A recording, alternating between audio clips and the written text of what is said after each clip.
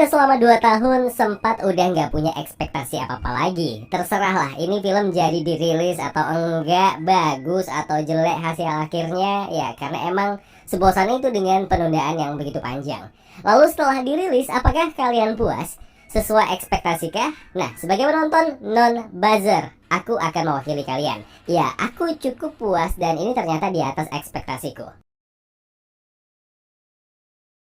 KKN di Desa Penari. Sempat jadi ledekan dunia maya dan setidaknya drama tadi akhirnya pun terbayarkan lunas. KKN di Desa Penari berhak mendapatkan predikat film horor Indonesia terniat sepanjang tahun ini dan sejauh ini. Ingat, bukan terbaik ya. Ya karena emang gak ada saingannya sama sekali. Rata-rata film horor Indonesia yang dirilis cenderung ampas. KKN di Desa Penari tetap mempertahankan atmosfer yang ada. Tidak ada yang diubah terlalu banyak.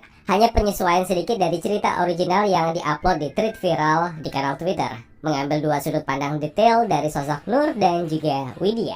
Tanpa banyak babi bu, alur ceritanya dibuat begitu cepat sejak film ini dimulai. Pengenalan tokoh karakter tidak begitu didalami semuanya, hanya beberapa saja. Karena emang fokusnya ada di karakter sentral, Nur dan Widya. Tapi itu pun sebenarnya tidak juga sedetail yang diharapkan. Oke, kuakui, Tisa, Biani, dan juga Adinda Thomas berupaya keras memvisualisasikan tokoh peran yang dibawakan mereka. Segala bentuk emosi dan ekspresi senatural itu. Hal ini baik, mengingat sebagai tokoh utama dalam film ini, fondasi terkuat filmnya ada di mereka berdua. Oke, sekarang kita beralih nih ke pertanyaan banyak orang. Apakah KKN di Desa Penari punya banyak jump scare? Hantunya gimana? Ada adegan darah nggak di sana sini? Jawabannya tidak. Jump scare ada sebenarnya, tapi tidak banyak. Tapi bukan memanfaatkan sosok menyeramkan ya untuk jump scare-nya.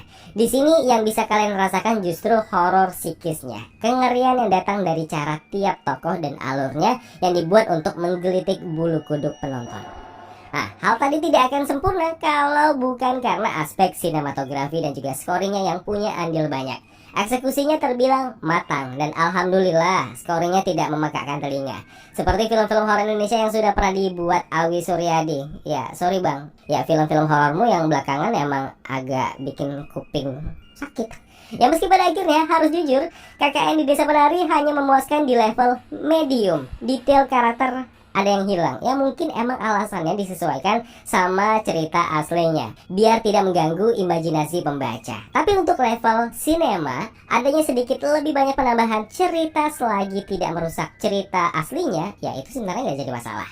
Kemudian endingnya yang oh gitu aja, dan bahkan agak melenceng dari ekspektasi awal. Aku lupa ingat ya gimana ending dari cerita aslinya. Coba boleh share aja di kolom komentar. Cuma setauku beberapa detail yang harusnya ada kayaknya emang sengaja diubah atau dihilangkan. Ya, KKN di Desa Penari setidaknya lebih baik ketimbang film horor Indonesia yang tayang sepanjang 2022 sejauh ini. Apalagi kalau dibandingkan sama film horor yang ala-ala dokumenter itu. Kebas abang dek, serius. Tontonlah, like ditonton kok film ini.